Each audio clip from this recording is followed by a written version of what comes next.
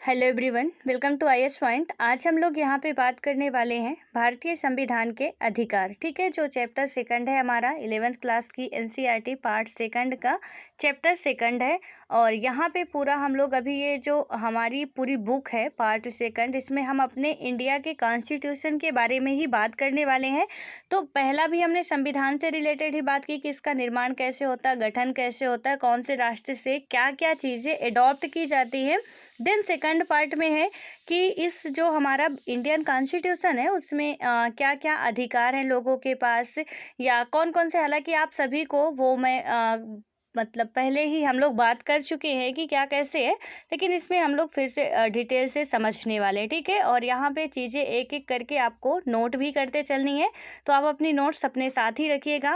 लेकिन उससे पहले इम्पॉर्टेंट बात की, आप में से जो भी यूपीएसआई की तैयारी कर रहे हों तो आईएएस पॉइंट की टीम के द्वारा पूरी उसकी सिलेबस वाइज जो भी उसमें टॉपिक हैं सब नोट्स प्रिपेयर की गई है। तो वहाँ आपको व्हाट्सएप या टेलीग्राम ग्रुप से आप लोग ऐड होंगे, उसमें से सारी डिटेल मिल जाएगी कि कैसे आपको परचेज करना है। तो वहाँ से आप लोग जाके कांटेक्ट करके ले सकते हो। ठीक है, तो जो भी इंटरेस्टेड हो तो आप बिल्कुल परचेज कर सकते हो, पूरा आपको बहुत ज़्यादा उससे हेल्प मिलेगी।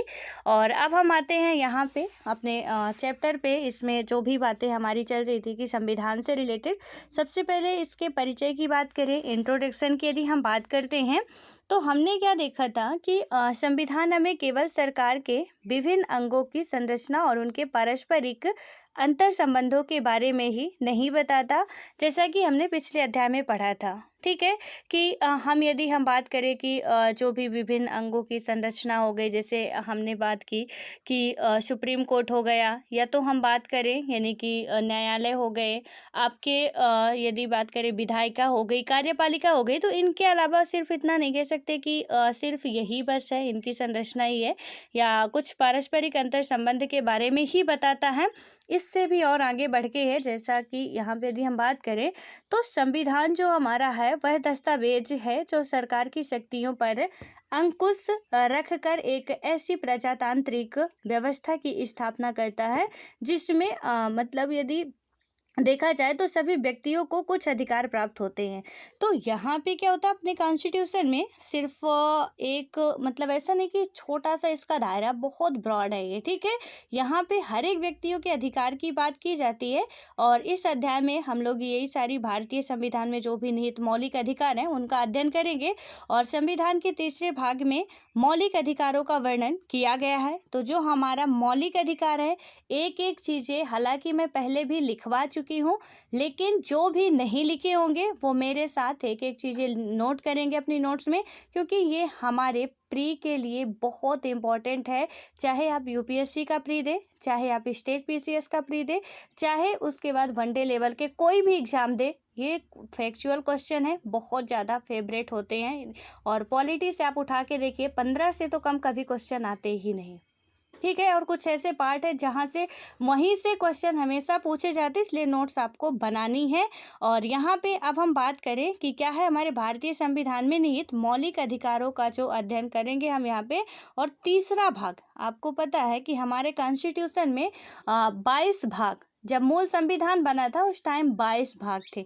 ठीक है, तो 22 में से जो तीसरा वाला भाग है, मैं मूल संविधान की बात कर रही हूँ, वर्तमान संविधान की नहीं। और यहाँ पे एक बार मैं आपको फिर क्लियर कर दूं कि जो मूल संविधान होता है, जो न्यू है उनके लिए है, हालांकि जो पुराने हैं उन्हें बहुत अच्छे तरीके से पता होगा। तो इसमें क्या होता है, जो मूल संविधान की जब हम बात करते हैं तो जिस दिन हमारा संविधान बन के लागू होता है, यानी 26 जनवरी 1950 तक का जो संविधान था उसे हम मूल संविधान कहते हैं। ठीक है, क्योंकि उसमें क्या था, आपकी 8 अनुसूचियाँ थी, 22 आपके भाग थे और 395 अनुच्छेद के साथ हमारा कॉन्स्टिट्यूशन लागू होता है। हालांकि 1951 में ही, 50 के बाद 51 में ही आपने देखा कि संविधान संशोधन होता है, यानी कि संवैधानिक संशोधन होकर 9वीं अनुसूची उसमें इंक्लूड होती है। तो वर्तमान समय में अब 12 अनुसूचियां हो गई हैं और लगभग 25 से भी ज़्यादा भाग हो गए हैं। और यहाँ पे 400 प्लस ही हम कह सकते हैं कि आपके अनुच्छेद भी हो गए हैं, लेकिन वर्तमान संविधान में ये है। ठीक है, मूल संविधान में क्या था आपका कि मूल संविधान में आपकी 8, ये लिख लीजिए आप लोग कि 8 अनुसूचियां थी, 22 भाग थे और यहाँ पे 395 अनुच्छेद थे। क्वेश्चन पूछा जाता एज इट इज कि मूल संविधान में कितने अनुच्छेद थे या कितनी भाग थे, कितनी अनुसूचियां थी, या वर्तमान संविधान में क्या है। ठीक है, तो इस पे कंफ्यूजन नहीं करना आपको। और किस ये हम 22 में से तीसरा जो भाग है वहाँ पे मौलिक अधिकार की बात की गई है। और उसके बाद अब हम बात करें यहाँ पे, तो बीते 50 वर्षों में अधिकारों का स्वरूप परिवर्तित भी हुआ है और कुछ विस्तृत भी हुआ है। और इस अध्याय में यहाँ पे सारी बातें हम लोग देखेंगे। पहला तो है कि भारतीय संविधान कौन कौन से मौलिक अधिकार प्रदान करता है। सबसे पहले तो हम ये देखेंगे कि हमारा कॉन्स्टिट्यूशन हमें कौन कौन से फंडामेंटल राइट्स देता है। देन हम बात करेंगे कि उन अधिकारों को कैसे सुरक्षित किया जाता है। फिर हम क्या देखेंगे कि जो कॉन्स्टिट्यूशन बात करता है कि आपके पास इतने राइट हैं, तो उन्हें हम यदि बात करें तो जो हमारे अधिकार है उसे सुरक्षित कैसे किया जाता है। और उसके बाद उन अधिकारों की व्याख्या और सुरक्षा करने में न्यायपालिका की क्या भूमिका रही है और मौलिक अधिकारों तथा राज्य के नीति निर्देशक तत्वों में क्या अंतर है। ये आपके लिए मेंस में भी इम्पोर्टेंट होता है और प्री में भी। ठीक है, इनमें डिफरेंस पूछ लिया जाता है। ये बिल्कुल इतने इम्पॉर्टेंट चैप्टर है कि आपकी लक्ष्मीकांत भी पढ़ने की ज़रूरत नहीं पड़ेगी यदि इन टॉपिक के बारे में, तो बिल्कुल भी नहीं। ठीक है, तो इसमें आइए देखते हैं हम लोग यहाँ पे पहला तो है कि अधिकारों का महत्व। सबसे पहले यदि हम बात करें तो एक कहानी के रूप में आप लोग समझिएगा। ठीक है, बहुत अच्छे तरीके से समझ में भी आएगा और जल्दी भूलेगा भी नहीं। तो होता क्या है कि 1982 के एशियाई खेलों से पहले निर्माण कार्य के लिए सरकार ने कुछ ठेकेदारों की सेवाएं ली। अनेक फ्लाईओवरों और स्टेडियमों का निर्माण करना था। ये अभी हमारा संविधान लागू होने के बाद की है। सन हमेशा याद रखा करिए, आप तो ज़्यादा अच्छे तरीके से चीज़ों को समझ पाएंगे। हम 1982 की घटना की बात कर रहे हैं। ठीक है, इस कहानी को समझिएगा कि क्या हुआ कि एशियाई खेलों से पहले निर्माण कार्य के लिए सरकार ने कुछ ठेकेदारों की सेवाएं ली। अनेक फ्लाईओवरों और स्टेडियमों का निर्माण करना था और इसके लिए ठेकेदारों ने देश के विभिन्न भागों से बड़ी संख्या में गरीब मिस्त्री और मजदूर की भर्ती की। ठीक है, लेकिन क्या होता है कि मजदूरों से कामकाज की दयनीय दशा में काम लिया गया, यानी कि मजदूरों से जो कामकाज लिया गया वो दयनीय दशा में काम लिया गया, क्योंकि फ्लाईओवर बनाना था और वहाँ पे स्टेडियम बनाना था। हमारी गवर्नमेंट ने क्या किया कि ठेकेदारों को ठेका दे दिया कि आप इसे बना के कंप्लीट कर दो। ठीक है, अब उन्होंने क्या किया कि अब ठेकेदारों की मर्जी है कि वो कैसा सामान लाते हैं, कहाँ से लाते हैं, क्या करते हैं, कैसे लेबर रखते हैं, कितने रखते हैं, वो फिर गवर्नमेंट का उसमें कोई रोल नहीं है। गवर्नमेंट को बस ठेकेदार से मतलब है कि वो उन्हें वो काम कंप्लीट करके दे दे। ठीक है, तो इसमें ठेकेदार क्या कर रहा है कि वहाँ पे उनकी बहुत दयनीय स्थिति में भी मजदूरों से वो काम करवा रहा था। अब क्या होता है कि उन्हें सरकार द्वारा निर्धारित न्यूनतम मजदूरी से भी कम मजदूरी दी गई। समाज वैज्ञानिकों की एक टीम ने क्या किया कि उनकी स्थिति का अध्ययन कर सर्वोच्च न्यायालय में एक याचिका दायर की और उसके बाद उन्होंने दलील दी कि तय की गई न्यूनतम मजदूरी से कम मजदूरी देना बेगार या बंधुआ मजदूरी जैसा है। और क्या हुआ कि नागरिकों को प्राप्त शोषण के विरुद्ध मौलिक अधिकार का उल्लंघन है। देन उसके बाद क्या हुआ कि न्यायालय ने इस दलील को स्वीकार कर लिया और सरकार को निर्देश दिया कि वह इन हजारों मजदूरों को उनके काम के लिए तयशुदा मजदूरी दिलाए। तो जब सुप्रीम कोर्ट में केस पहुंचता है कि उन्हें एक तो दयनीय स्थिति में आप उनसे काम करवा रहे हो और जो गवर्नमेंट के द्वारा तय की गई एक मजदूरी है, ठीक है, कि आपको पर डे एक स्त्री या एक पुरुष को एक काम के लिए 300 रुपये या 150 रुपये जो भी दिए जा रहे हैं तो वो मिलने चाहिए, लेकिन उससे भी कम में आप काम करवा रहे हो। एक तो उनकी सिचुएशन अच्छी नहीं है, ऊपर से आप फिर भी काम करा रहे हो। तो यहाँ पे जब सुप्रीम कोर्ट पे केस जाता है और किस दलील को लेके जाता है, किसके आधार पे हम सुप्रीम कोर्ट जाते हैं, शोषण के विरुद्ध। ठीक है, आपका हमारा शोषण के विरुद्ध एक अधिकार हम लोगों को प्राप्त है, जिसके तहत यदि ऐसी कुछ सिचुएशन आती है तो हम इसे आधार मान के क्या कर सकते हैं, सुप्रीम कोर्ट में न्याय के लिए जा सकते हैं। ठीक है, तो यहाँ पे जब जाते हैं वो सुप्रीम कोर्ट सीधे वहाँ से आदेश देती है कि गवर्नमेंट का ये रिस्पॉन्सिबिलिटी है कि या तो उनसे दिलवाए या खुद दे, उनकी जो तयशुदा रेट है उस पे ही मजदूरों से काम कराया जाए, उतनी ही उनकी मजदूरी दी जाए। ठीक है, ये कहानी प्लीज़ आप लोग बेहतर तरीके से समझने की कोशिश कीजिएगा ताकि चैप्टर जो है वो पूरा समझ में आए। अब आता है, नेक्स्ट आता है यहाँ पे कि मचल लालुग। तो इसमें क्या हुआ कि मचल लालुग को अब गिरफ्तार किया गया। तब वह 23 वर्ष का था और लालुग असम में जो असम के मडीगांव जिले के चुबड़ी गांव में रहने वाला था। उस पर आरोप था कि उसने किसी को गंभीर चोट पहुंचाई। मुकदमे की सुनवाई के दौरान उसे मानसिक रूप से काफ़ी अस्वस्थ पाया गया और चिकित्सा के लिए तेजपुर के लोकप्रिय गोपीनाथ बरदो लोई अस्पताल में क्या किया गया, उसे एक कैदी के रूप में भर्ती करा दिया गया।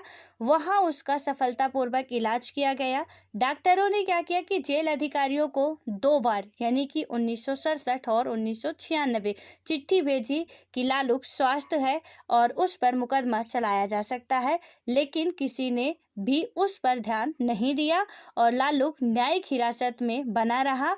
और मचल लालुग जो थे, क्या हुआ कि को जुलाई 2005 में जेल से छोड़ा गया। उस समय वह 77 वर्ष का हो चुका था और इस प्रकार वह 54 वर्ष तक हिरासत में रहा। और इस दौरान यदि हम बात करें तो उसके मुकदमे की एक बार भी सुनवाई नहीं हुई। और उसके बाद क्या हुआ कि जब राष्ट्रीय मानवाधिकार आयोग द्वारा नियुक्त एक टीम ने राज्य में बंदियों का निरीक्षण किया, तब जाकर लालुग को स्वतंत्र होने की का जो अवसर था वो मिलता है।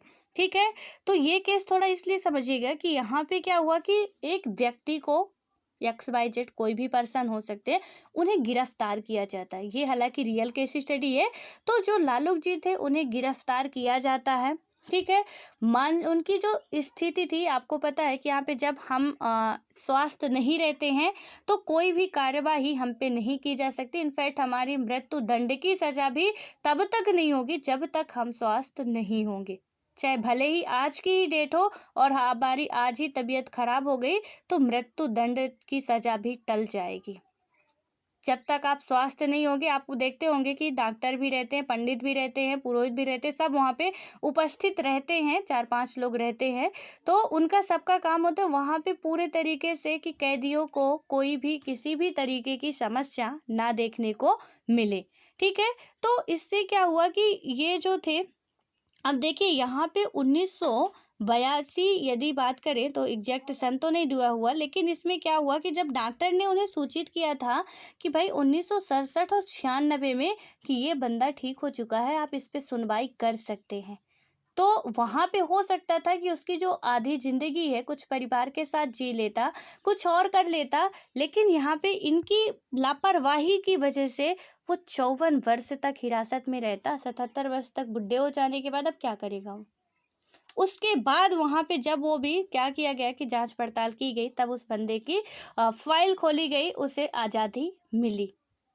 तो ऐसे केस में अब क्या होगा कि मचल का जो पूरा जीवन ही व्यर्थ बीत गया, क्योंकि उसके मुकदमे की सुनवाई ही ना हो सकी। और हमारा संविधान सभी नागरिकों को जीवन और स्वतंत्रता का अधिकार देता है। इसका अर्थ है कि हर नागरिक को अपने मुकदमे की निष्पक्ष और त्वरित सुनवाई का अधिकार है। मचल लालुग का मामला उस स्थिति का संकेत करता है जब संविधान द्वारा दिए गए अधिकार व्यवहार में प्राप्त नहीं होते हैं। यानी कि इसमें यदि हम देखें कि हमें जीवन जीने का पूरा स्वतंत्रता पूर्ण अधिकार है, लेकिन एक लापरवाही की वजह से उस व्यक्ति का पूरा जीवन ही नष्ट हो गया। 55 साल जेल में रहना उम्र कैद से भी बढ़ के होती है। ठीक है, उम्र कैद आपकी एक हो सकती है कि आपकी 40 वर्ष की एज तक हो, 40 वर्ष की एज तक हो। यहाँ पे ये नहीं कि 60 वर्ष की एज तक हो, या हो सकता है कि 13 से 14 साल की उम्र कैद की सजा होती हो। लेकिन यहाँ पे क्या किया गया कि उस बंदे को 55 साल तक जेल में रखा गया और कसूर भी इतना बड़ा नहीं था कि वो उस जेल में रह सके। जो भी उसका कसूर था तो हाँ इतना था कि सुनवाई वगैरह होती तो हो सकता था कि उसे मतलब थोड़ी रिहाई मिल जाती और उसका जीवन और किसी काम में लगाता और अच्छे तरीके से सक्सेसफुल हो पाता। लेकिन ऐसा नहीं हुआ। तो ये कहीं ना कहीं जब ऐसा नहीं होता तो हम किस आधार पे सुप्रीम कोर्ट जाएंगे, किस आधार पे न्याय मांगने की कोशिश करेंगे? तो जीवन जीने की स्वतंत्रता का जो अधिकार है हमारा, ये फंडामेंटल राइट है और हम इस आधार पे जाएंगे। ठीक है। उसके बाद अब क्या आता है कि इसी प्रकार पहले उदाहरण में भी संवैधानिक अधिकारों का उल्लंघन दिखाई देता है। तो हमने क्या देखा कि जो फर्स्ट एग्जाम्पल हमने देखा वहाँ पे भी ठेकेदारों के द्वारा मजदूरों का क्या किया जाता है, अधिकारों का हनन किया जाता है। देन दूसरे एग्जाम्पल में यदि हम बात करें, लेकिन उसे न्यायालय में चुनौती दी गई है और इससे मजदूरों को उचित मजदूरी मिली जिसके वे हकदार थे, और शोषण के विरुद्ध संवैधानिक अधिकार के कारण उन मजदूरों को न्याय भी मिल सका। यानी कि यहाँ पे ये क्या था कि एक संवैधानिक अधिकार है जिसे हम न्यायालय में चुनौती दे सकते हैं। तो अब यहाँ से आप समझ पा रहे होंगे कि जितने भी हमारे फंडामेंटल राइट हैं उन्हें हम न्यायालय में जाके चुनौती दे सकते हैं, लेकिन नीति निर्देशक तत्व न्याय योग्य नहीं होते हैं। ठीक है। तो बातें आप लोग नोट करते चलिएगा। अब आता है यहाँ पे अधिकारों का घोषणा पत्र।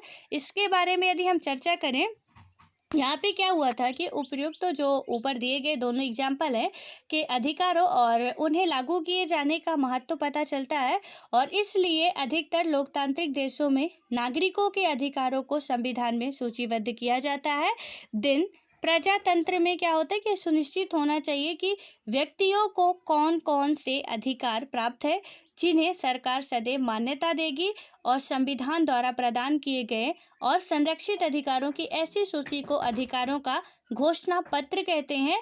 अतः क्या हुआ कि अधिकारों का घोषणा पत्र सरकार को नागरिकों के अधिकारों के विरुद्ध काम करने से रोकता है, और उसका उल्लंघन हो जाने पर उसे मतलब क्या होता है कि उपचार सुनिश्चित करता है। ठीक है। कि यहाँ पे यदि हम बात करें कि अधिकारों का जो घोषणा पत्र पूरा ओवरऑल यहाँ पे देखें कि जिसमें हम यदि देखते हैं कि जो ऊपर एग्जाम्पल आपके दिए गए हैं, ठीक है, तो उन्हें क्या होता है कि लागू किए जाने का महत्व पता चलता है हमारे संवैधानिक अधिकारों से। और अधिकतर जो लोकतांत्रिक देश होते हैं, सिर्फ अपना ही देश नहीं, जितने भी लोकतांत्रिक कंट्रियां होती है, तो नागरिकों के अधिकार को संविधान में सूचीबद्ध किया गया। नागरिक के जितने भी अधिकार हैं हमारे कॉन्स्टिट्यूशन में एक एक करके लिखे गए हैं। प्रजातंत्र में यह सुनिश्चित होना चाहिए कि व्यक्तियों को कौन कौन से अधिकार प्राप्त हैं उन्हें सरकार सदैव मान्यता देगी, और संविधान द्वारा प्रदान किए गए संरक्षित अधिकारों की ऐसी सूची को ही हम अधिकारों का घोषणा पत्र कहते हैं। और क्या हुआ कि अतः अधिकारों का जो घोषणा पत्र सरकार को नागरिकों के अधिकारों के विरुद्ध काम करने से रोकता है, और उसका उल्लंघन हो जाने पर उपचार सुनिश्चित करता है। यदि जो अधिकारों का घोषणा पत्र है, पहली बात तो वो गवर्नमेंट को क्या करता है कि जो नागरिक है उनके अधिकारों को हनन करने से रोकता है, और यदि किसी के द्वारा हनन कर भी दिया जाता है तो वो क्या करता है कि उनके लिए मतलब एक व्यवस्थित न्यायपालिका वगैरह की व्यवस्था की गई है कि आप वहाँ से जाके न्याय प्राप्त कर सकते हैं। और उसके बाद अब हम बात करें तो संविधान नागरिकों के अधिकारों को किससे संरक्षित करता है, क्वेश्चन ये उठता है। और नागरिकों के अधिकारों को किसी अन्य व्यक्ति या निजी संगठन से खतरा हो सकता है, ऐसी स्थिति में व्यक्ति को सरकार द्वारा सुरक्षा प्रदान किए जाने की आवश्यकता होती है, और यह जरूरी है कि सरकार व्यक्ति के अधिकारों को सुरक्षा प्रदान करने के लिए प्रतिबद्ध हो। और इसके अतिरिक्त सरकार के विभिन्न अंग विधायिका, कार्यपालिका, नौकरशाही और न्यायपालिका अपने कार्यों के संपादन में व्यक्ति के अधिकारों का हनन कर सकते हैं। ठीक है। उसके बाद अब हम बात करते हैं यहाँ पे कि भारतीय संविधान में मौलिक अधिकार। तो भारतीय संविधान में जो मौलिक अधिकार होते हैं, सबसे पहले आपने देखा कि जो संवैधानिक मतलब संविधान अधिकारों का हमारा घोषणा पत्र है वो क्यों एक सूचीबद्ध किया गया, ताकि एक मौखिक रूप से नहीं लिखित रूप से होगा, हमारे पास ठोस सबूत होगा। जो बात करते हैं ना कि आपके पास एक अच्छा खासा सॉलिड वाला प्रूफ होना चाहिए, वो हमारे पास है कि संविधान खोल के देखिए, यहाँ पे हमारे ये अधिकार हैं, और ये जो भी हनन करेगा उसके विरुद्ध आप बिल्कुल आवाज उठा सकते हो। अब आता है भारतीय संविधान के मौलिक अधिकार, और यहाँ पे क्या होता है कि स्वतंत्रता संघर्ष के दौरान स्वतंत्रता आंदोलन के जो नेता थे, क्या किया इन्होंने कि अधिकारों का महत्व समझा और मांग की थी कि अंग्रेज शासकों को जनता के अधिकारों का आदर करना चाहिए। 1928 में मोतीलाल नेहरू समिति ने अधिकारों की के एक घोषणा पत्र की मांग उठाई। अतः क्या होता है कि यह स्वाभाविक था कि स्वतंत्रता के बाद संविधान निर्माण के दौरान संविधान में अधिकारों का समावेशन करने और उन्हें सुरक्षित करने पर सभी की राय, यानी कि 1928 में जो मोतीलाल नेहरू की रिपोर्ट आती है वहाँ पे संविधान अधिकारों के लिए एक घोषणा पत्र की मांग उठाई जाती है और उसके बाद इसमें बात की जाती है कि स्वतंत्रता के बाद जो भी संविधान निर्माण के दौरान संविधान के अधिकारों का समावेशन और उन्हें सुरक्षित करने पर सभी की जो राय थी एक थी और संविधान के उन अधिकारों को सूचीबद्ध किया गया जिन्हें सुरक्षा देनी थी और उन्हें मौलिक अधिकारों की संज्ञा दी गई। ठीक है, तो उन्हीं अधिकारों को हमारे कॉन्स्टिट्यूशन में रखा गया जिन्हें हम सुरक्षित कर सकते थे, सुरक्षा दे सकते थे। जैसे कि यदि हम बात करें कि नाम से ही स्पष्ट है, मौलिक अधिकार अत्यंत महत्वपूर्ण है और इसलिए उन्हें संविधान में सूचीबद्ध किया गया है और उनकी सुरक्षा के लिए विशेष प्रावधान बनाए गए हैं। वे इतने महत्वपूर्ण हैं कि संविधान स्वयं यह सुनिश्चित करता है कि सरकार भी उनका उल्लंघन ना करे। संविधान बिल्कुल हमें श्योर करता है कि आपके अधिकारों का गवर्नमेंट के पास भी इतना पावर नहीं है कि वो उनका उल्लंघन कर सके। ठीक है, तो संविधान में ये सारी बातें लिखी गई हैं और उसके बाद है कि मौलिक अधिकार हमारे अन्य अधिकारों से भिन्न है। जहां साधारण कानूनी अधिकारों को सुरक्षा देने और लागू करने के लिए साधारण कानूनों का सहारा लिया जाता है, वही मौलिक अधिकारों की गारंटी और उनकी सुरक्षा स्वयं संविधान करता है। संविधान यदि कि हम बात करें कि समान अधिकारों और को संसद कानून बनाकर परिवर्तित कर सकती है, लेकिन मौलिक अधिकारों में परिवर्तन के लिए संविधान में संशोधन करना पड़ता है। ये बात आप नोट करिए। यहाँ पे अभी हमने क्या देखा कि समान अधिकारों को संसद जो है वो क्या कर सकती है, कानून बनाकर पारित कर सकती है, जो समान अधिकार है। ठीक है, नॉट फंडामेंटल राइट। तो जो हमारे समान अधिकार है उनमें संसद जो है वो क्या कर सकती है। अब संसद में आपको पता है कि क्या आता है क्या नहीं आता, कितने मेंबर होते हैं। ठीक है, तो उसका जो है कि वो उसमें अब जो भी फेरबदल करना होगा तो कोई विशेष उसमें बहुत बड़ा काम करने की ज़रूरत नहीं होती है। आप एक कानून बनाओ, उससे पारित कर दो। लेकिन यदि आपको फंडामेंटल राइट में कुछ परिवर्तन करना है तो संवैधानिक संशोधन करना ही पड़ेगा। ठीक है, आपके संविधान में संशोधन करना पड़ेगा। वो संविधान में इंक्लूड होगा कि आर्टिकल 15 और 16 जो हमारा फंडामेंटल राइट है, आपको पता होना चाहिए कि आर्टिकल 15, 16 ये फंडामेंटल राइट ही है। तो इसमें अभी जो 10% जनरल कैटेगरी के लिए आरक्षण की बात की गई, तो संवैधानिक संशोधन हुए आर्टिकल 15 और 16 में। तो आर्टिकल आपका 15 क्या कहता है कि किसी भी सार्वजनिक प्लेस पर जाति, धर्म और लिंग के आधार पर भेदभाव नहीं किया जाएगा। आर्टिकल आपका जो 16 है वो कहता है कि किसी भी जो हमारे अवसर हैं तो अवसर की प्राप्ति के लिए, यानी कि जैसे नौकरियां वगैरह है तो कहीं पे भी वहाँ पे भेदभाव नहीं किया जाएगा जाति, धर्म, लिंग के आधार पर। ठीक है, तो ये 10% का जो आरक्षण था तो इसी के लिए संशोधन इसमें किया गया था। संशोधन नहीं किया जाता तो आप कानून बना के उसे पारित नहीं करवा सकते थे। ये बात आई होप कि आप लोग समझ रहे होंगे। और उसके बाद क्या होता है कि इसके अलावा सरकार का कोई भी अंग मौलिक अधिकारों के विरुद्ध कोई कार्य नहीं कर सकता। और इस अध्याय में हम आगे पढ़ेंगे कि सरकार के कार्यों से मौलिक अधिकारों के हनन को, यानी जो गवर्नमेंट है उसके कृत्यों से जो मौलिक अधिकार के हनन है उनको हम कैसे रोक सकते हैं या नहीं रोक सकते हैं, कि रोकने की शक्ति और इसका उत्तरदायित्व तो न्यायपालिका के पास है।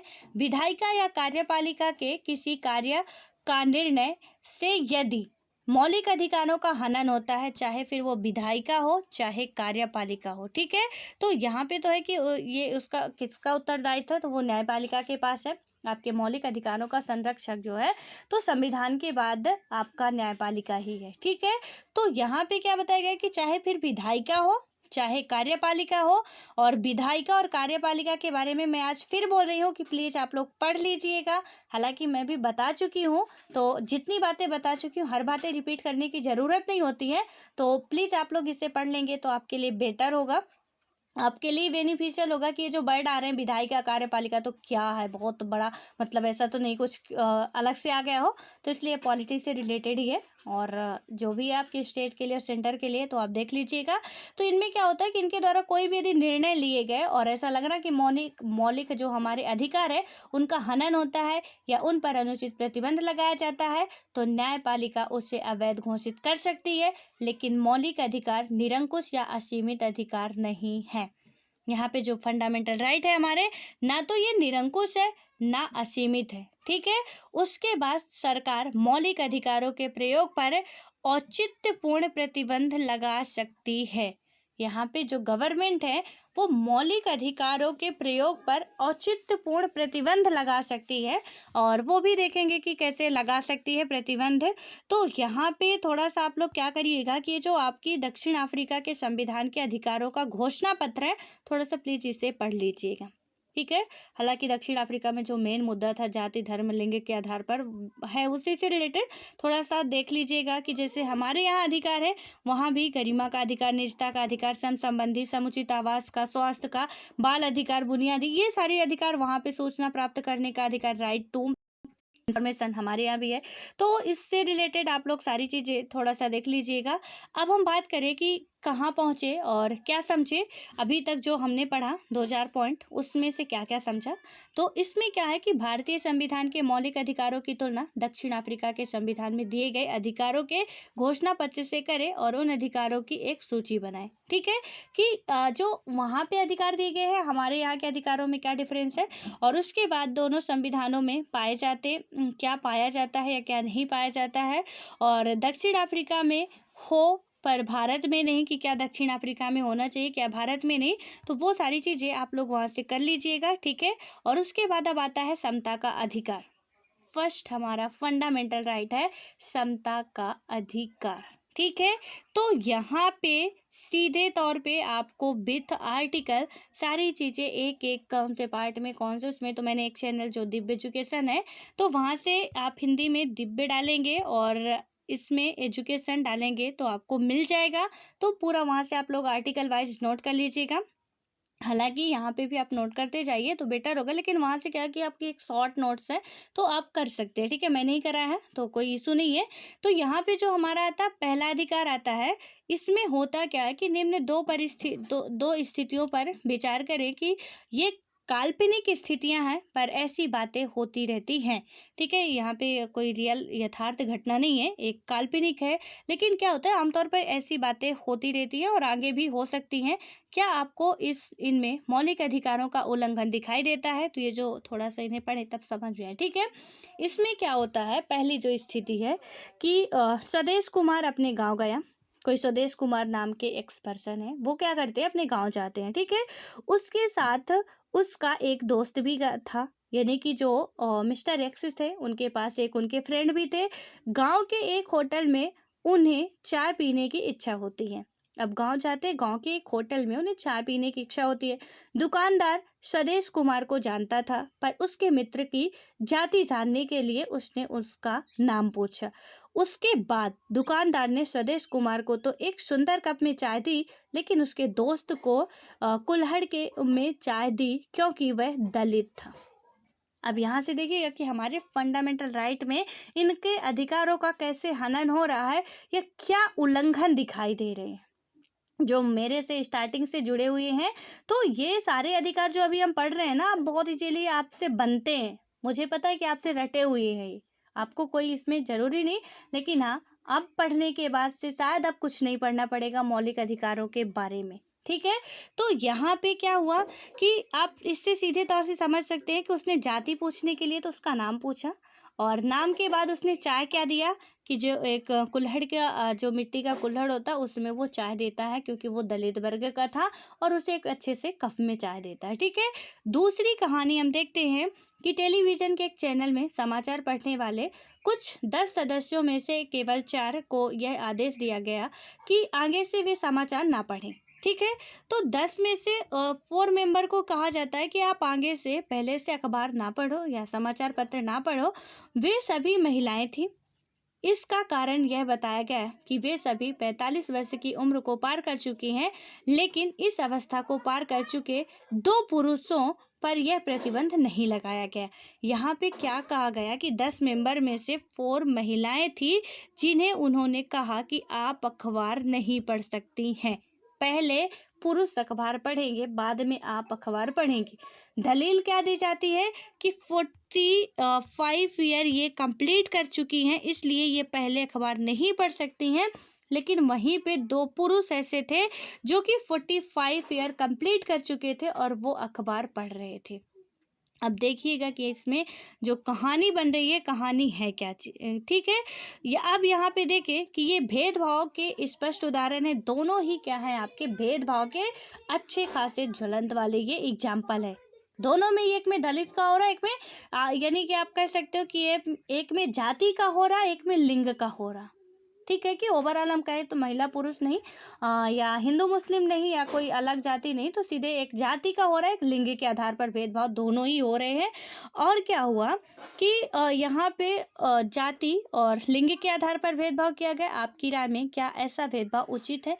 यानी आपको क्या लगता है कि क्या ऐसा भेदभाव उचित है कि जहाँ पे महिलाएं अखबार नहीं पढ़ सकती, पुरुष अखबार पढ़ सकते हैं, और जो 45 वर्ष की हो गई तो कौन सी बड़ी बात है कि वो अखबार नहीं पढ़ेगी? जबकि ठीक है कि पुरुष भी 45 वर्ष के बाद नहीं पढ़े तो कोई दिक्कत नहीं है कि वो भी नहीं पढ़ रहे, हम भी नहीं पढ़ रहे। लेकिन वही पुरुष 50 वर्ष का बुजुर्ग बुढ़े चीज हो है वो पढ़ रहे हैं, जो महिला हो गई हमारी वो नहीं पढ़ रही।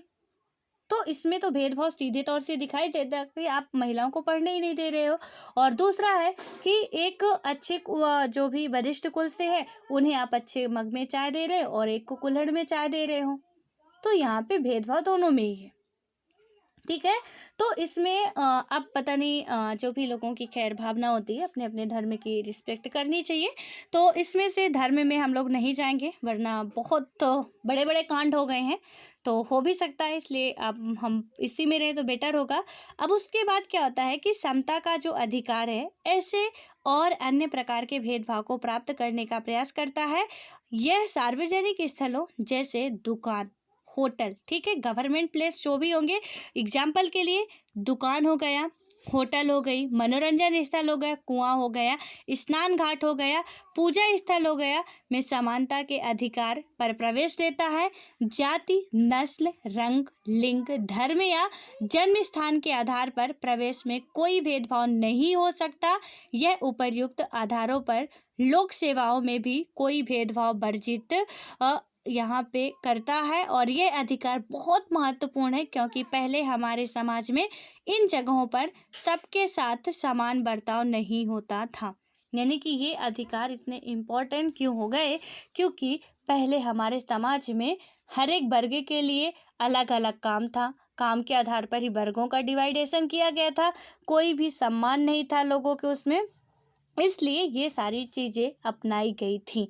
अब क्या होता है कि छुआछूत की प्रथा असमानता का सबसे भद्दा रूप है। जो छुआछूत की प्रथा है, तो एक तरीके से आप कह सकते हो कि असमानता का ये सबसे घटिया वाला रूप है। ठीक है कि छूना नहीं हमें। यहाँ पे आर्टिकल 17 आपका अनटचेबिलिटी की बात करता है, अस्पृश्यता की अंत की बात, यानी छुआछूत के अंत की बात आर्टिकल 17 करता है। तो इसमें जो भी आर्टिकल हैं वो आप लिखेंगे, और नहीं लिखेंगे तो जो मैंने एक अलग से चैनल बताया, आप वहाँ से जाके प्लीज़, मैं उसको प्रॉपर तरीके से करवाई हूँ। तो आप मौलिक अधिकार सर्च करेंगे या प्ले लिस्ट में जाएंगे तो वहाँ से सारे वीडियो आपको मिल जाएंगे। ठीक है, तो उसमें कई सारे पार्ट है, आप पूरा उसकी नोट्स बना सकते हैं। तो इसमें क्या बताया गया कि जो असमानता है वो सबसे बहुत ही घटिया वाला मुद्दा है। समता के अधिकार के द्वारा इसे समाप्त कर दिया गया। इसी अधिकार के अंतर्गत यह भी व्यवस्था की गई कि केवल उन लोगों को छोड़कर जिन्होंने सेना या शिक्षा के क्षेत्र में गौरवपूर्ण उपलब्धि प्राप्त की है, राज्य किसी भी व्यक्ति को कोई उपाधि प्रदान नहीं करेगा। तो उपाधियों का अंत जो आपका आर्टिकल 18 कहता है, तो यहाँ पे क्या बात कर दी गई कि किसी भी प्रकार की आप उपाधि नहीं लेंगे। जैसे कि उपाधि दे दी जाती थी, किसी को राजा साहब कहा जाता था, किसी को यहाँ पे हम मतलब देख रहे हैं कि उनके काम वगैरह से तो ठीक है कि किसी को पद्म भूषण मिल रहा है, विभूषण मिल रहा है, तो उसमें आप लगा सकते हो। लेकिन यहाँ पे और किसी को उपाधि के, जैसे उन्हें कोई भी उपाधि मिल रही है, तो आप ऐसा नहीं कह सकते हो कि ये उपाधि प्राप्त व्यक्ति हैं, या इन्हें आप कुछ नाम की उपाधि दो। तो ये उपाधियों का अंत कर दिया गया।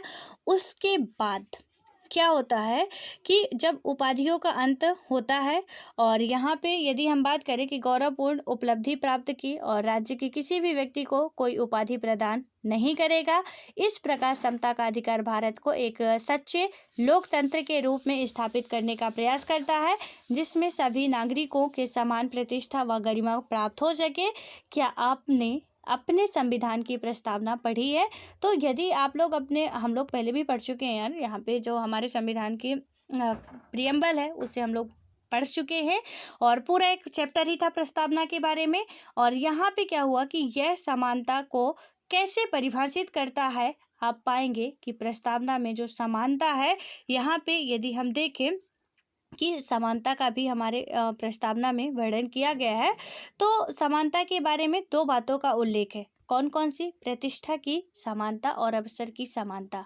हमारा जो प्रियम्बल है उसमें प्रतिष्ठा की समानता और अवसर की समानता, जिसे भी याद ना हो, आज का होमवर्क है कि आपको ये याद करनी है पूरी की पूरी प्रियम्बल। ठीक है कि हम भारत के लोग, भारत को एक संपूर्ण प्रभुत्व संपन्न, पूरा एंडिंग तक आपको याद करना है। इसको आपके बिल्कुल कोई भी पूछे एकदम से रटा होना चाहिए। तो यहाँ पे प्रस्तावना में ये हमने कहा था ना आपको कि हम कॉन्स्टिट्यूशन अपना नहीं खोलेंगे, हम संविधान नहीं खोलेंगे, अपना प्रस्तावना ही पढ़ लेते हैं। प्रस्तावना संविधान की कुंजी मानी जाती है। आप उसे ही पढ़ ले, आप पूरा समझ जाएंगे उस छोटे से एक पेज के उसमें कि हमारे पूरे संविधान में क्या क्या बातें हैं। सीधे ओवरऑल उसका कंक्लूजन उसमें दिया गया है। तो संविधान पूरा ना पढ़े, लेकिन उतना पढ़ लेंगे तो चीज़ें आपको समझ में आ जाएगी कि यहाँ पे क्या है कि समानता और अवसर की समानता। अवसर की समानता का अर्थ है कि समाज के सभी वर्गों को समान अवसर मिले, जो मैंने आर्टिकल 16 आपको बताया था। लेकिन जब समाज में अनेक सामाजिक विषमताएं व्याप्त हों, तो वहाँ समान अवसरों का क्या मतलब हो सकता है। और संविधान स्पष्ट करता है कि भारत बच्चों, महिलाओं तथा सामाजिक और शैक्षणिक रूप से पिछड़े वर्गों की बेहतरी के लिए विशेष योजनाएं तथा निर्णय लागू कर सकती है। आपने नौकरियों और स्कूलों में प्रवेश के लिए आरक्षण के बारे में अवश्य सुना होगा। यहाँ पे जो भी, चाहे नौकरी के लिए हो, चाहे स्कूल में एडमिशन ले रहे हो, वहाँ पे हमने रिजर्वेशन की बात सुनी है, एंड हम उसका प्रॉफिट भी लेते हैं। ठीक है, जिसे भी रिजर्वेशन मिलता है वो उसका बखूबी प्रॉफिट भी लेते हैं। और आपको संभवतः आश्चर्य भी हुआ होगा कि समानता के सिद्धांत का पालन करने के बावजूद यहाँ आरक्षण क्यों। तो ऑब्वियस है कि यहाँ पे अभी जो जनरल कैटेगरी के लिए आरक्षण लाया गया, तो वजह तो यही थी ना कि यहाँ पे आरक्षण उन्हें भी क्यों, हमें भी आरक्षण मिलने चाहिए। जरूरी नहीं कि हर बंदा जनरल कैटेगरी में आने वाला पैसे वाला ही हो। यदि कोई सर्वश्रेष्ठ कुल से बिलोंग कर रहा है तो उसके पास बहुत ज़्यादा पैसा हो, जरूरी ये नहीं है। एक ब्राह्मण कुल का, या जो भी सर्वश्रेष्ठ माने जाते जनरल कैटेगरी में जो भी आ रहे हैं, तो चाहे वो ठाकुर हो चाहे ब्राह्मण हो, कोई भी हो, ठीक है। तो जरूरी नहीं है कि सबके पास अच्छा खासा पैसा होगा, अच्छी खासी उनकी जो भी इकोनॉमिकली कंडीशन होगी वो बेहतर होगी। बहुत से ऐसे हैं जो उनकी कंडीशन बद से बदतर होती है। तो यदि हम इस आधार पे, जाति के आधार पे दे रहे हैं, तब तो बहुत से लोगों के साथ समानता के अधिकारों को उनके हम हनन कर रहे हैं, क्योंकि उनके पास भी वही समस्याएं हैं जो अदर लोगों के पास है, फिर भी उन्हें चीजें नहीं मिल रही हैं। क्यों? क्योंकि वो जनरल कैटेगरी में आते हैं। तो हमने उसे जाति के आधार पर आरक्षण बांट दिया।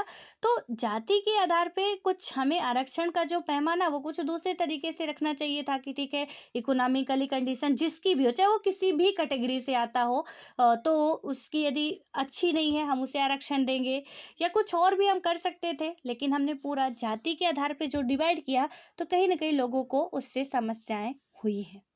ठीक है। और एक जो भी, मतलब ठीक है कि जो अच्छे खासे हैं कि अपना पैसा रुपए है सबके पास है, तो उनको प्रॉब्लम नहीं होती, लेकिन जिनके पास नहीं है प्रॉब्लम्स उनको बहुत होती है। और कभी कभी तो सुनने में आता है यार हद है, मतलब नाम ही लग रहा है चेंज करा ले कि हम जनरल कैटेगरी में आते, कुछ मिल नहीं रहा। मेहनत भी करो फिर भी कोई ST ST OBC वाले आके सीट हमारी ले जाते हैं। हमारे 90 मार्क्स आ रहे हैं, उनके 75 ही आ रहे हैं, तो हमारी कोई गिनती नहीं हो रही, इनको आरक्षण के तहत इन्हें सीटें मिल जा रही हैं। तो अब हम क्या करें? ठीक है, तो इसमें से कहीं न कहीं तो ये तो है कि प्रॉब्लम्स होती है। और इसके बाद क्या हुआ कि वास्तव में संविधान का जो अनुच्छेद 16 4 है, 16 का 4 है, ठीक है? तो यहाँ पे क्या कहा गया कि साफ-साफ कहता है कि आरक्षण जैसी नीति को समानता के अधिकारों के उल्लंघन के रूप में नहीं देखा जा सकता। यदि आप संविधान की भावना देखें, तो आप पाएँगे कि अवसर की समानता के अधिकार को पूरा करने के लिए यह ज़रूरी है। तो यहाँ पे ये आप पूरा का पूरा चाहे यही स्टेटमेंट लिख लीजिए। तो इसमें आर्टिकल 16 का 4 आपका क्या कहता है कि आरक्षण जैसे मुद्दे को एक संविधान के यानी कि समानता के अधिकार के उल्लंघन के रूप में ना देखिए आप लोग। क्यों?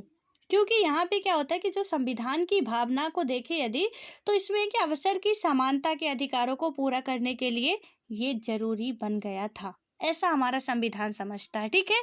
और यहाँ पे एक आर्टिकल और दिया गया है, ये जो हमने अभी पढ़ा, आर्टिकल 16 का 4 ही है कि इस अनुच्छेद की कोई बात राज्य को पिछड़े हुए नागरिकों के किसी वर्ग के पक्ष में जिनका प्रतिनिधित्व राज्य की राय में राज्य के अधीन सेवाओं में प्राप्त नहीं है, नियुक्तियों या पदों के आरक्षण का प्रावधान करने से नहीं रोकेगी। ठीक है, तो ये आप चाहे इसी स्टेटमेंट को लिखिए, इसी को लिख लीजिए, बेटर होगा। या तो चाहे इस स्टेटमेंट को लिखिए, कोई एक ही लिखिएगा, दोनों नहीं लिखिएगा, क्योंकि दोनों में ही घुमा फिरा के एक ही बात कही गई है। तो एक स्टेटमेंट को आप जरूर अपने नोट्स में लिखें। उसके बाद आता है कि आप एक न्यायाधीश हैं। तो सपोज मान के चलिए कि आप एक न्यायाधीश बनाया जाता है आपको, कोई बात नहीं, बन ही जाते हैं आप लोग। तो इसमें क्या हुआ कि मान लीजिए, कल्पना कीजिए, कल्पना करना है, ठीक है, कि आपको पावर है चीफ जस्टिस की। यहाँ पे क्या हुआ कि आपको उड़ीसा के पुरी जिले में, ये केस स्टडी है, थोड़ा समझिएगा, कि उड़ीसा के पुरी जिले में दलित समुदाय के एक सदस्य यहाँ पे यदि देखें तो क्या हुआ कि हादी बंधु से एक पोस्ट कार्ड मिलता है। उसमें लिखा है कि उसमें उसके समुदाय के पुरुषों ने उस प्रथा का पालन करने से इनकार कर दिया है, जिसके अनुसार उन्हें उच्च जातियों के विवाहोत्सव में दूल्हे और सभी मेहमानों के पैर धोने पड़ते थे, ठीक है? और इस बदले क्या होता है कि इसके बदले उस समुदाय को 4 महिलाओं को पीटा गया और उन्हें निर्वस्त्र करके घुमाया गया। यानी कि जब वो कोई एक ऐसा वर्ग है जिससे क्या था कि वहाँ की परंपरा थी कि जब भी कभी शादी वगैरह होगी तो वहाँ पे वो लोग आएंगे तो पैर धुलेंगे उनके। लेकिन उन्होंने क्या कर दिया कि एक टाइम के बाद वो मना कर दिया कि हम नहीं धुलेंगे पैर। तो इसमें क्या हुआ कि जब वो मना कर देते हैं तो जो जिनके पैर धुलने थे वो जाते हैं, तो जो मना करते उनकी महिलाओं को पीटते हैं। 4 महिलाओं को उन्होंने पीटा और निर्वस्त्र कर दिया। अब क्या होता है कि पोस्ट कार्ड लिखने वाले के अनुसार हमारे बच्चे शिक्षित हैं और वे उच्च जातियों के पुरुषों के पैर धोने, विवाह में भोज के बाद जूठन हटाने और बर्तन मांजने का परंपरागत काम करने को तैयार नहीं है। यह मानते हुए कि उपर्युक्त तथ्य सही है, आपको निर्णय करना है कि क्या इस घटना में मौलिक अधिकारों का उल्लंघन हुआ है। आप इसमें सरकार को क्या करने का आदेश देंगे। इस केस स्टडी है ये, आप इसे एक बार फिर पढ़ेंगे, फिर समझेंगे। मैं एक बार फिर कहानी आपको समझा रही हूँ। उसके बाद कमेंट बॉक्स में इसका आपको रिप्लाई देना है कि इस सिचुएशन में यदि आप जज होते तो क्या करते, आप न्यायालय के न्यायाधीश होते तो क्या निर्णय लेते, गवर्नमेंट को क्या आदेश देते, आपके अनुसार क्या था। प्लीज आप में से सभी लोग, ज़्यादा से ज़्यादा लोग इसका आंसर देने की कोशिश कीजिएगा, जो भी सही गलत, क्योंकि हर एक का आंसर हर एक एंगल से सही ही होगा, या तो गलत होगा तो कोई बात नहीं, फिर सही हो जाएगा, ठीक है। यहाँ पे क्या बताया गया कि एक निम्न कुल का जो समुदाय है उसमें परंपरा थी उस गांव में कि जो उच्च कुल वर्ग के लोग हैं उनकी जब वैवाहिक संबंध बनते हैं, जब शादियां वगैरह होती हैं, तो क्या करना था, उस समुदाय को आके उनके पैर धुलना था, ठीक है। वहां पे जो भी लोग खा रहे हैं उनका जूठन उठाना था। एक टाइम बाद क्या होता था कि जब तक लोग पढ़े लिखे नहीं थे, अवेयर नहीं थे, तो वो सारी चीजें करते थे। लेकिन जब उनके बच्चे जो थे, आने वाली पीढ़ियां, जब वो पढ़ लिख ली, अवेयर हो गए, उन्होंने इस काम को करने से मना कर दिया कि हम नहीं करेंगे। जब वो उनके द्वारा ये काम करने के लिए मना कर दिया जाता है, तो क्या किया गया कि जो उच्च कुल के लोग थे वो चाहते हैं तो उस जाति की महिलाओं को पीटते हैं और उन्हें निर्वस्त्र कर देते हैं। और उसके बाद ये केस जब आता है न्यायालय में, यानी कि आपके सामने अब केस आ रहा है कि जब वो लोग मना कर रहे हैं, तो यहाँ पे अब आप क्या सोच रहे हो। कि आपको अब यहाँ पे क्या निर्णय लेना चाहिए कि उनके मौलिक अधिकारों का उल्लंघन वहाँ पे हुआ था या नहीं, या आप किन्हें सजा देने की या गवर्नमेंट को क्या करने का प्रावधान देंगे, वो अब आपको प्लीज कमेंट बॉक्स में आप ये जरूर से जरूर इसका आंसर तो आप देने की कोशिश कीजिएगा। ठीक है, अब आता है यहाँ पे हमारा आर्टिकल 31, थोड़ा सा इसके 21। कई बार आपने सुना मेरे मुंह से, कहीं आपने पढ़ा भी होगा। आर्टिकल 21, ठीक है, यहाँ पे ये क्या कहता है, जीवन और दैहिक स्वतंत्रता का संरक्षण किसी व्यक्ति को उसके प्राण या दैहिक स्वतंत्रता से विधि द्वारा स्थापित प्रक्रिया के अनुसार ही वंचित किया जाएगा, अन्यथा नहीं किया जाएगा। यानी कि हमें दैहिक और दैविक रूप से जीवन जीने का, वो भी गौरवपूर्ण जीवन जीने का अधिकार है, आर्टिकल 21 कहता है। और दुनिया इधर की उधर हो जाए, किसी के पास पावर नहीं है कि आर्टिकल 21 को वो खत्म कर दे। ठीक है, तो इस बात को भी आप लोगों को नोट कर लेना है, और बेहतर होगा कि ये सारी चीज़ें एक एक करके आप नोट ना करें, तो आप उस चैनल में चाहें और वहाँ से पूरा सीक्वेंस वाइज है, तो आर्टिकल भी है उसके एक एक, और पूरा फंडामेंटल राइट के बारे में जो जो बातें हैं लिखने के लिए आपके लिए इम्पोर्टेंट है, तो वो चीज़ें वहाँ पे पूरी कराई गई हैं प्रॉपर तरीके से। ठीक है, तो आप वहाँ से कर सकते हैं, और लिखना चाहे तो इसे भी लिख सकते हैं, बट वो थोड़ा आपके लिए आसान रहेगा, इसलिए मैंने उससे कहा। अब आता है हमारा स्वतंत्रता का अधिकार। स्वतंत्रता के अधिकार के बारे में भी आपको पता होगा कि हमने तो पहले ही पढ़ चुके हैं, लेकिन जी नहीं, अभी हम इसके बारे में और देखेंगे। यहाँ पे क्या होता है कि किसी भी लोकतंत्र में समानता और स्वतंत्रता सबसे महत्वपूर्ण अधिकार होते हैं। समानता यानी इक्वलिटी राइट, और आपकी जो फ्रीडम वाली राइट होती है वो सबसे ज़्यादा इम्पॉर्टेंट होती है। इनमें से एक के बिना दूसरे की कल्पना की ही नहीं जा सकती है। और स्वतंत्रता का अर्थ चिंतन, अभिव्यक्ति और कार्य करने की स्वतंत्रता। लेकिन स्वतंत्रता का अर्थ यह नहीं है, यानी कि यदि हम बात करें कि यह अर्थ नहीं है कि हम जैसा चाहे वैसा करने लगे। यदि ऐसा करने की इजाज़त दे दी जाए तो बहुत सारे लोग अपनी स्वतंत्रता का आनंद उठाने से वंचित हो जाएंगे। अतः स्वतंत्रता को इस प्रकार परिभाषित किया जाता है कि बिना किसी अन्य की मतलब अन्य की स्वतंत्रता को नुकसान पहुंचाए और बिना कानून व्यवस्था को ठेस पहुंचाए प्रत्येक व्यक्ति अपनी अपनी स्वतंत्रता का आनंद ले सके। तो ये चीज़ें आप लोगों को बहुत अच्छे तरीके से पता है कि जो हमारा स्वतंत्रता का अधिकार है, तो इसमें क्या बातें कही गई है कि यहाँ पे आप बिल्कुल अपने स्वतंत्रता का उपयोग कीजिए, भरपूर उपयोग कीजिए, बस दूसरों की स्वतंत्रता का हनन ना हो, ये बातें हमें ध्यान रखनी है। ठीक है, तो इसके बाद फिर मैं बोल रही हूँ कि जितने भी आर्टिकल वगैरह हैं बहुत इंपॉर्टेंट है, आप वहाँ से जाके प्लीज़ प्लीज़ कंप्लीट कर लीजिएगा, ताकि मुझे यहाँ दोबारा ना कराना पड़े, क्योंकि मैं ही कराई हूँ वहाँ पे, तो वहाँ से आप लोग आसानी से कर सकते हैं। अब यहाँ पे आता है जीवन और व्यक्तिगत स्वतंत्रता का अधिकार। इसके बारे में हम लोग अपने नेक्स्ट वीडियो में बात करेंगे, क्या कैसे है, कैसे इसमें क्या चीज़ें हैं क्या नहीं है। एंड आई होप कि अब आप लोगों का ये जो फंडामेंटल राइट है, इतनी सारी पॉलिटी पढ़ने के बाद आपके क्वेश्चन अब बिल्कुल भी छूटने नहीं चाहिए। ठीक है, और ये जो चैप्टर है और जो इनको स्किप कर रहे हैं, वो यकीन मानिए कितनी बड़ी गलती आप लोग कर रहे हैं कि शायद बहुत इंपॉर्टेंट चीज़ आप खोते जा रहे हैं। क्योंकि जब हम पीक पे पहुंच के किसी को भी छोड़ना, या मतलब जब आप पढ़ रहे हो और बीच में आपने छोड़ा, तो it little knowledge is very dangerous. So please आप लोग पढ़िए, कंटिन्यूटी बनाए रखिए, तभी आपका मतलब ठीक है कि आप पढ़ेंगे, खुद से मेहनत करेंगे तो हो सकता है, ऐसी बात नहीं है। लेकिन हाँ, यदि आपने अधूरा छोड़ा तो थोड़ा दिक्कत होती है, थोड़ा दिक्कत होती है। मैं ऐसा नहीं कहती कि यदि आपने देखा नहीं तो कुछ होगा नहीं, बिल्कुल होगा। आपकी मेहनत ही रंग लाती है और कुछ नहीं लाती है। सो ठीक है, ऑल द बेस्ट, पढ़ते रहिए आप सभी लोग। और जो मैंने अभी केस स्टडी आप आज के लिए मेरे द्वारा आपको न्यायाधीश बनाया जाता, आप जिस भी स्टेट के हैं उस स्टेट का, वो भी हाई कोर्ट का, मैं आपको न्यायाधीश बना रही हूँ आप सभी को। और उस न्यायाधीश के पद पर रहते हुए बहुत ही उसका पद का सही तरीके से इस्तेमाल करते हुए उसका निर्णय आपको देना है कि आप क्या कर सकते थे। ठीक है, तो आप एक आम नागरिक की तरह मत सोचिएगा, एक न्यायाधीश के पद पर बैठ के एक न्यायाधीश के पावर का उपयोग करते हुए आपको सोचना है, और उसका आंसर कमेंट बॉक्स में लिखना है और वो बताना है। सो ऑल द बेस्ट, और आशा करती हूँ कि आप सभी लोग बताने की कोशिश ज़रूर करेंगे।